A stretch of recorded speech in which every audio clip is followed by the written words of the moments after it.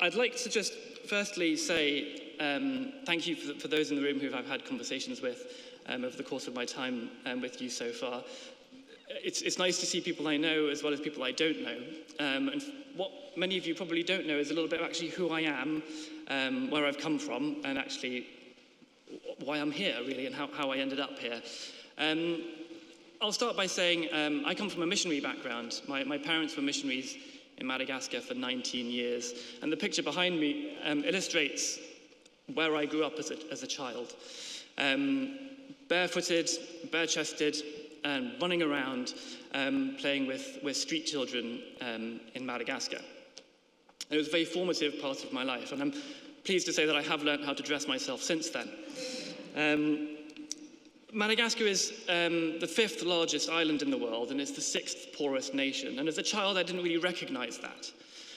It was just where I grew up.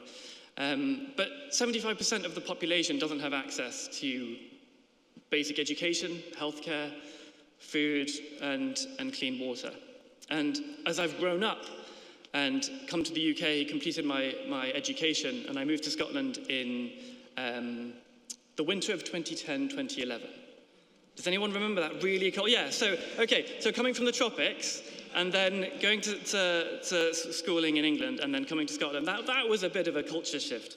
But yes, since that time, I've been working with churches ecumenically on climate change, environmental issues, and nature and biodiversity since that time. And I joined you in 2023. I'm going to use this session. I very much recognize that we're about halfway through Synod. You've all just had lunch and you're all digesting, and my job now is to try and keep you awake.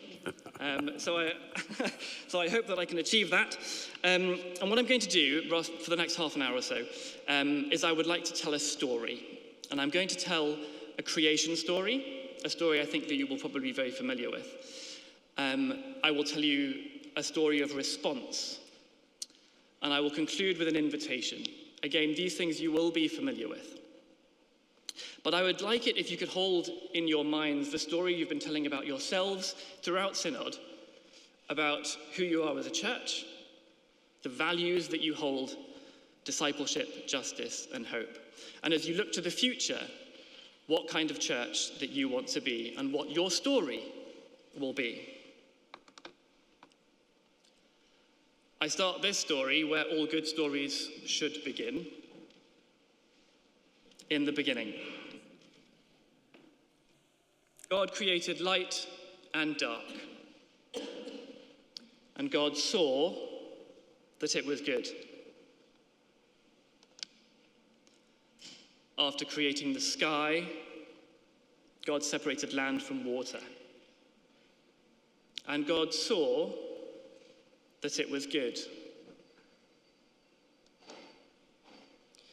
God put forth vegetation, plants, trees, vines, cacti, fruits, seeds of every kind, and God saw that it was good. God created 2 great lights, one for the day, one for the night. God saw that it was good. God continued. He created sea creatures. God created winged birds. God created animals, all the creatures that move along the ground. And you know how it goes. God saw that it was good. And lastly, God created humanity. Us. And God saw that it was very good. God looked at all that he had created, and it was very, very good. But that's really chapter 1, act 1 of this story. Because chapter 2 continues. Humanity takes up the mantle of creation, continues the creation story, and goes on. Humanity's story over the course of time creates fire, agriculture, pottery, wheels, mathematics, laws, democracy, light bulbs, batteries, bicycles, flight, the internet, artificial intelligence, and you know what? Onion goggles. That's right, goggles you put on your face when you're chopping onions so you don't cry. Anybody want to admit they've got an onion goggle? Yes! There you go. The marvels of human creation. But when we look at the things that humanity have created in humanity's creation story, what are the words that we would use to describe that? We've created an enormous vocabulary. And we look at this trajectory, we can say things like essential, transformative, vital, revolutionary, powerful, beneficial, beautiful, creative, convenient, comfortable, fun, luxurious, destructive, wasteful, squandering, careless. And when we compare chapter 2, our creation narrative, with chapter 1, well, we are not bound by darkness. Light and day, we can bring light where we need it. We can fly. We can travel the seas. We can go into them. We can go out of them. We can build mountains and we can tear them down. We can terraform a planet. We've landed on the moon. It still doesn't mess. It messes with my head, that one. And we've sent probes to the sun. Our machines have been to the sun. I don't think they lasted very long. And of course, the wild animals. We can keep them in zoos. There's no animal we can't tame or keep in a cage or whatever we want to do with. We've conquered that space. But when we look at it all, at humanity's creation journey, the continuation of that creation journey, is it all very good? Everything very good? Because there are byproducts to our creative ingenuity. This is an illustration here. It's actually taken from a video produced by NASA, which illustrates the accumulation of carbon dioxide, which is a byproduct of our creation, of the way that we choose to run our global economic systems. And we use that using fossil fuels, which we know, and we know there's a byproduct of that that is accumulating in the atmosphere that is causing a significant problem. It is not good. And I'd like you to have a look at this as it takes you through the journey of the story of CO2 as it accumulates in 2020 to 2021. And I want you to have a look at the accumulation of orange, which is showing you over the course of a year, this is the accumulation of CO2 at less than 20 kilometers into the atmosphere. And you'll see by May, so this is 10 months, how much the accumulation of CO2 visualized from 1 year. And we know this was an anomalous year in which CO2 emissions globally were actually lower as a result of the pandemic. But we can see over time, as the global north predominantly has fired up its economies, it's fired up its industry, it's wintertime, we've fired up our boilers, we've been driving in our cars, we've been using a huge amount of fossil fuel resource. And this is what it looks like over the course of only 9 months. But there's something I'd like you to watch what happens next. It starts to go down again. And in a year, this is what we have left. Now, there's two reasons why that accumulation of CO2 demonstrated in this animated video by NASA has decreased. And that's because once the full force of the global biodiversity in the north is in full leaf, it is absorbing a lot of that carbon back. It's starting to pull it back down again. But it's not doing that in the winter because they've all lost their leaves. The second reason is because some of that CO2 has actually gone above 20 kilometers, which is what is visible on here. So don't underestimate the potential of biodiversity and nature to draw that CO2 back down. But what's also key is that that's not enough, because that's what's left. So the whole process starts again with this. And this is obviously just 1 year. We know not all that we have created, and the byproducts of our creations are good. And we know what this looks like. You now have that image in your minds of that blanket of CO2 that sits over the planet, one that we create in only just 1 year. We contribute to that. We all know this. And we know that accumulates to temperature change, the warming. This is this graph. Red lines indicate where temperatures have increased. This is for Scotland, for our home. Blue bars indicate where the temperature averages have come down. And we know it's the same globally. We know what's happening, and we know why.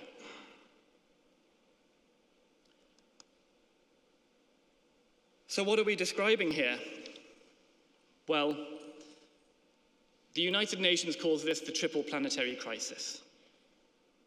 But actually, we're also describing humanity's creation that is living beyond the planetary boundaries established in chapter 1. We've taken it too far in chapter 2. And by climate change, we're describing the long-term shifts in climatic patterns that govern weather and stability all across the world. Bishop Ian reminded us of the story you were told of Sudan earlier. They face the climate crisis the same way we do, but they are significantly less resourced to do so. When we talk about pollution, now this one's an interesting one, because pollution, according to the World Health Organization, is the largest cause of premature death in the world. 4.2 billion deaths a year, premature deaths a year, occur as a result of air pollution. That's external air pollution. If you include internal air pollution, that number rises up to 7 million. Now, for context, that's roughly the population of Scotland and Northern Ireland being wiped off the face of the earth in one go, in 1 year. That's just air pollution. And water pollution. 2 billion people only have access to contaminated drinking water. We shower in clean drinking water. 2 billion of the population don't even have access. And it's contaminated. And of course, biodiversity loss. Economists from the World Economic Forum, so this is economists, they say that 50% of the global economy is at risk of collapse because of biodiversity loss. That's what economists are saying. That's because ecologists will tell us that the extinction rate driven by human activity is occurring at 1,000 to 10,000 times the natural extinction rate. That's faster than the time of the dinosaurs. And that's bonkers to think about, because we say, well, hang on, wasn't that a meteor that came down and smashed and then there was all instant? Well, when that occurred, an ash cloud flew up and covered the planet in a cloud. And it took decades, centuries, millennia for that to run its course. But that cloud hovering over the planet now looks very familiar, and it's happening at a faster rate. This obviously has very significant risks worldwide for just the basic things like water security, energy security, food security, and the risk of global international conflict over resources. We know what these look like. We see this in the news all the time. Perhaps we're saturated by it. We find it even difficult to comprehend because we see so much of it. This picture in the middle here is lifted from an air quality map. That's the live map you can look on at any time, which shows you air quality anywhere in the world at any given time. I grabbed this when I was putting the presentation together about 2 weeks ago. Anywhere that is, well, orange or red is an area where air quality at ground level is hazardous to human health.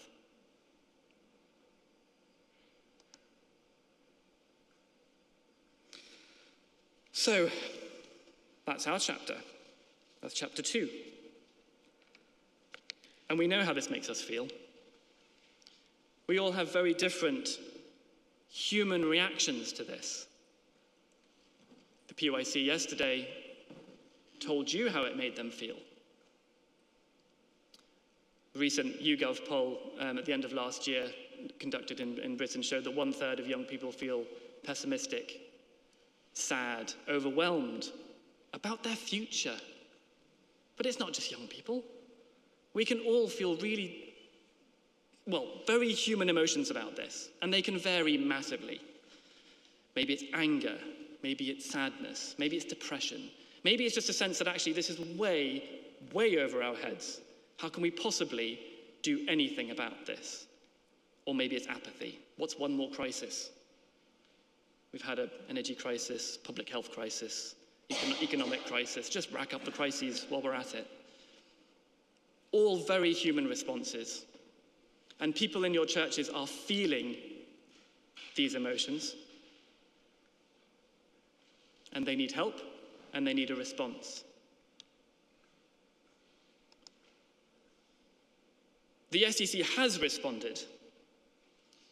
In 2023, with your move towards net zero, you looked at chapter 1 and chapter 2 and where chapter 3 was going, hasn't been written yet, and you said, no, we don't like where this is going. This is not the direction of travel. We must make changes. And really, the church has been in the future creation business for a really long time. This isn't new. It feels like it's new because it's got a new buzzword. But you've been doing this for ages. And the churches pictured here are actually just a couple that have had events in the last few years set up by the Net Zero team. And I'm really pleased about what the churches are doing, but I'm actually far more interested in why they're doing it. But in basic summary here, you're talking about St. Mary's in Dalmahoy who've installed radiant heaters and they're running those off of renewable energy. So they've brought their contribution to climate change down. When they look at that image, that cloud that sits above the planet, their contribution is that bit smaller. St. Andrews have put solar panels on their building. And they're utilizing the power of the sun, one of those great lights, to operate their building. And Old St. Paul's as well, pictured here. They had an event recently, an open day, to showcase their radiant heaters, again, using renewable energy to heat the people. This is the only graphy bit. People asked for it, so it has to be in here. But you want to know what your contribution to climate change is. Now, we licensed the energy footprint tool from the Church of England last year, which is available in August, and we launched it shortly thereafter, at which point a lot of people said, this is a terrible time to be launching anything in the church. Nevertheless, 71% of SEC churches got back over the course of that time that it was open. We were able to estimate from that, we know we're still missing significant amounts of data, so there's only so much that we can really work with. But what we've been able to work with is that we estimate that the SEC probably from its properties has about 2,500 to 3,000 tons of CO2. That is your contribution, our contribution to that cloud every year. To give you some context about what that looks like, one ton of CO2, and actually a lot of churches actually only produce 1 ton or less, is about a 27-foot cube. I paced it out. It's probably about a cube about this high. So if you basically wrap a 27-foot cube around me, that would be one ton is what it would look like. For others who might want an illustration compared to cars, that's quite an easy one. It's the carbon footprint of roughly about, I think probably about 2,100 cars, average cars in the UK. But this data has been useful because it allows us to measure the impact, your contribution to climate change at all levels. From an individual church basis, we can look at what your impact is, what your capacity is, what your resources are, and we can come up with plans and make decisions that are proportionate to that. And it allows informed decision-making at charge level, but also at diocesan level. It's very useful. It strengthens funding applications. I'll say a little bit more about that later. But if you can say, when you're going for funding for a particular project, this is what our footprint is. This is why we want to bring it down. And the why is really key. Do not forget the why, please. The why is what interests people the most. This is why we want to do it, and this is what it'll be after we've done so. That's much more attractive to funders. We have also, even in this 2023 data, have identified cost savings for churches. There are a number of anomalies where churches were paying 20% VAT when they should have been paying 5%, and savings have been made there. We've worked out where some churches are actually there. We've looked at their building and their footprint, and we've gone, hang on, that's way too high. And there's some quick wins that we can work to bring that down. That brings the emissions down, it brings the costs down.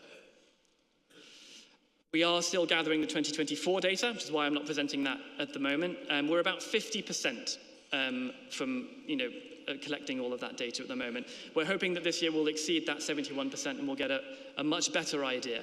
And it'll be interesting then to see how 2023 data compares to 2024 data. Has it gone up? Has it come down? That'll be interesting, and next year we'll find out. The last thing I want to say is that we have seen from the 2023 data is the impact of switching to a renewable tariff. And I know that this is something that people have already spoken to me about. But we've seen from the heating source information, we know we have a significant number of churches who are utilising gas. That's no surprise to anybody. And we know that that's a very difficult thing to swap out. It's not, you can't just say, oh, we'll swap out the gas and put something else in. No, in a lot of cases, particularly for big churches, you've got to plan for these things. You've got to have the finance for these things. You've got to have capacity. And in most cases, actually, this is a good question. How many of you are really excited, went into the church because you're excited about central heating systems? Yeah. In fact, I don't believe you, because a lot of people have very strong opinions about their central heating systems. Nevertheless, we know gas is what we want to get rid of. We know we don't want to be contributing to climate change, and yet we're wedded to it. So we have to come up with new ways and innovative ways of reducing our reliance on that. But what's very interesting is that we have quite a lot of churches that are non-renewable electrics. And P's and G's, this building, when they switched from a non-renewable to a renewable tariff, reduced their emissions by 87%. Mileage may vary. Some of that is because they have there's been a cleaning up of the national grid as well. So the national grid is actually cleaner. So even the non-renewable tariffs are cleaner than they used to be. But that's been really encouraging to see. So if more churches were able to switch to a renewable tariff, then we would see a significant decrease in that. Now, I know that in often cases, they're competitively priced. In some cases, people are presented with information in which the options are not competitively priced, and they've been presented non-renewable tariffs as being cheaper than renewables. The market should be balanced. So if you're getting advice that says otherwise, please speak to a member of the Net Zero team, and we'll try and make sure that you're getting the best advice on switching. The PYC asked for immediate action. They asked for more action. I would love to be able to see that line on electric shifted to renewable next year. Doesn't require Canon 35. Doesn't mean it's easy every time. It requires some work and some admin, but anyway. The Net Zero team, what they've been up to in the last year or so, we've published a report on the Net Zero portal. The information for that's on the banner over there if you want to go and download that report. It's got a lot of detail of what's been happening up until February this year, sorry. But the Net Zero team have been out and about. They've made over 100 visits. I think we're probably closer to about 120, 130 visits, which means that a Net Zero team member is visiting one of the SEC charges roughly every 3.5 days last year. You said that you needed more funding. You needed funding opportunities. We've identified over 50 different funding opportunities, and people have said that's too many. And now we actually need help applying because there's different forms and all that sort of stuff. So that's a new problem. We need to help you apply for those funds. You wanted information. We've had webinars. The team have been providing in-person events, and there's a roadshow event taking place where the Net Zero team are traveling around to every diocese this year to be engaging with you, and please sign up for those. Argyll and the Isles has already happened. That was in May. The next one's in Edinburgh in July. I think it's the 19th of July. Come along to that. Bring your problems. We'll see what we can do. See if we can make things work. We'll try and find some ways of working together. I'm very grateful to the bishops, as well as the diocesan administrations, who've been very supportive in helping the team to integrate and help you work with the diocesan structures to deliver on your ambitions. And I'd like to mention, lastly, the pilot and pioneer project. Some of you might be familiar that we've agreed a strategic partnership with the Benefact Trust, which have granted us £500,000 for strategic projects which are being delivered in every diocese. We'll have a pilot project and a pioneer project this year and next year for churches that are really stepping up, that really understand the why and are happy to talk about it. So if you want to know more about those particular projects, you can speak to myself or a member of the team. And of course, the global response, the global church. You're not doing this alone. Sometimes it can feel that way when we look at where the political spectrum is moving and where the different conversations are going. It can feel like, the mood is changing. Well, that's not true in the church. The global church continues to engage on this issue, as it has done for such a long time. We have the Lambeth Call on Environment and Sustainable Development, the Anglican Communion Forest, looking at renewal, and we have Anglican engagement at the political level, where leaders are making decisions, where they need wisdom and guidance. We need more disciples in these places. And of course, the World Council of Churches is very active in this area as well.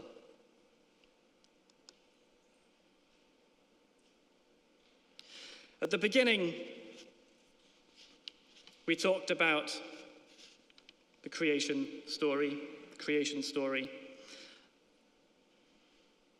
And I would like to invite you to see yourselves as the authors of chapter 2.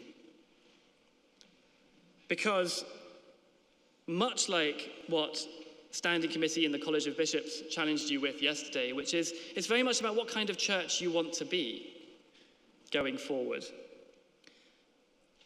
Net zero isn't really about carbon. For you, it might be for other organizations. But it's really about deciding now what type of world you want to live in. We've seen over the course of history the decisions of others in the past in that creation narrative defines the reality that we experience today. And we know how that reality makes us feel. And we know what it looks like. So as authors of chapter 3 of your church, of this planet, I invite you to create what is good, what is very good. You have vision, you have action. Those are your opportunities. Because we all know what we need is transformation of this world. We need more discipleship. And we need a whole lot of hope.